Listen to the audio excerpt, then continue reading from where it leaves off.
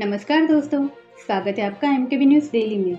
आज तारीख 24 मार्च वार मंगलवार। आज चैत्र माह के शुक्ल पक्ष की षष्ठी तिथि है। तो चलिए शुरू करते हैं आज के मुख्य समाचार।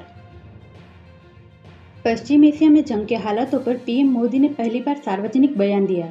लोकसभा में 25 मिनट की स्पीच में उन्होंने कहा कि तनाव खत्म होना चाहिए, बातचीत से ही समस्या का समाधान है। पीएम ने कहा कि नागरिकों और पावर प्लांट पर हमले मंजूर नहीं हैं, हॉर्मुज का रास्ता रोकना स्वीकार नहीं होगा। पीएम ने कहा, सरकार की कोशिश है कि देश में तेल और गैस संकट न हो। इसके लिए 27 की जगह अब 41 देशों से इंपोर्ट कर रहे हैं। पश्चिम एशिया में 1 करोड़ भारतीय रहते हैं, उनकी सुरक्षा हमारी प्राथमिकता है। उन्होंने बताया कि अभी 3,75,000 भारतीय सुरक्षित देश लौट चुके हैं। ईरान से ही 1000 भारतीय सुरक्षित लौटे हैं। 700 से ज्यादा मेडिकल की पढ़ाई करने वाले युवा हैं। तमिलनाडु में भाजपा 27 सीटों पर चुनाव लड़ेगी। एआईएडीएमके को 178 सीटें मिली। कांग्रेस की केरल भाजपा अध्यक्ष चंद्रशेखर की उम्मीदवारी रद्द करने की मांग। राहुल गांधी ने सोमवार को वडोदरा में कहा कि प्रधानमंत्री ने लोकसभा में 25 मिनट का भाषण दिया है, लेकिन अमेरिका के खिलाफ एक शब्द नहीं बोला। मोदी 100% ट्रंप के कंट्रोल में हैं। मोदी पार्लियामेंट में डिबेट नहीं कर सकते क्योंकि कॉम्प्रोमाइज्ड है।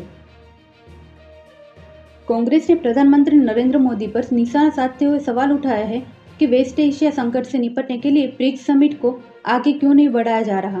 पार्टी का आरोप है कि मोदी अमेरिका और इजरायल को नाराज नहीं करना चाहते। राजस्थान दिल्ली में बारिश, पुरी में कोहरा, उत्तराखंड के केदारनाथ में 4 फीट तक बर्फ जमी। 3 दिन बाद फिर एक्टिव होगा वेस्टर्न डिस्टर्बेंस। फरीदाबाद में पाकिस्तानी जासूस अरेस्ट, पेट्रोल पंप पर चला रहा था पंचर की दुकान, सैनिकों के फोटोज भेजता, हर फोटोज पर मिलते थे 6000। बंगाल में आ सकती है सप्लीमेंट्री वोटर लिस्ट, 27 लाख वोटरों पर असर, दावा काम के दबाव में एक और बीएलओ की मौत। उत्तर प्रदेश के प्रयागराज में सोमवार दोपहर करीब 1:30 बजे तेज धमाके के बाद कोल्ड स्टोरेज की एक बिल्डिंग ढह गई। मलबे में करीब 20 मजदूर दब गए। अब तक 17 लोगों को मलबे से बाहर निकाला गया है, जबकि 4 लोगों की मौत हो गई है। अभी भी कई लोगों के मलबे में दबे होने की आशंका है। हिमाचल में फिर बदला मौसम, अटल टनल में बर्फबारी शुरू, भारी बारिश और तूफान का ऑरेंज अलर्ट। शिमला में दिन में छाया अंधेरा। हिमाचल में महंगा होगा पेट्रोल डीजल, 5 रुपए तक प्रति लीटर बढ़ेगी कीमतें। अनाथ विधवाओं के लिए सेस लगाया, लोकल समेत टूरिस्ट पर पड़ेगी मार। गुरुग्राम में भारत पेट्रोलियम कॉर्पोरेशन लिमिटेड ने देश का पहला एलपीजी एटीएम यानी गैस वेंडिंग मशीन शुरू की है। इसे भारत गैस इंस्टा एलपीजी नाम दिया गया है। यह उत्तर भारत में इस तरह का पहला स्वचालित सिस्टम है जो 24 घंटे खुला रहता है और घरेलू गैस सिलेंडर की तत्काल उपलब्धता सुनिश्चित करता है।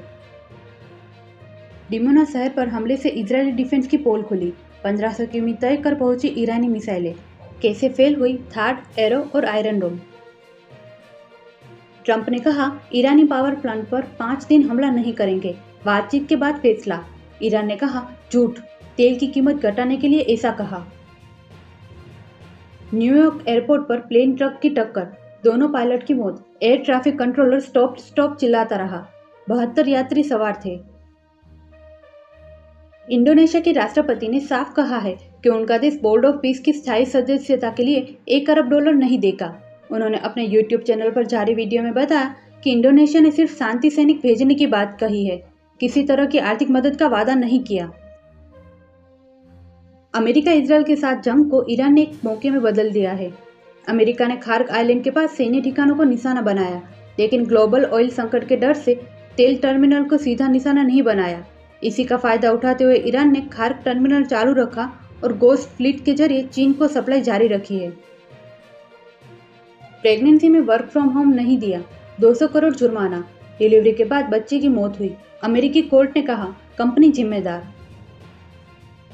सरकारी तेल कंपनियां अब घरों में इस्तेमाल होने वाले 14.2 किलो के एलपीजी गैस सिलेंडर में 10 किलो गैस भरकर देने की तैयारी कर रही है।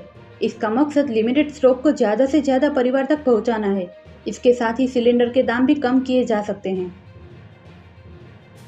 सेंसेक्स 1838 अंक गिरकर 72,696 पर बंद।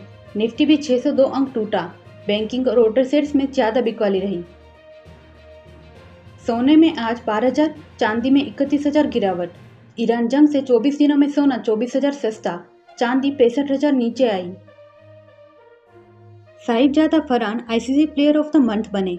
जैक्स और सल्कविक को पीछे छोड़ा। विमेंस कैटेगरी में भारतीय बॉलर अरुंधति को मिला अवार्ड।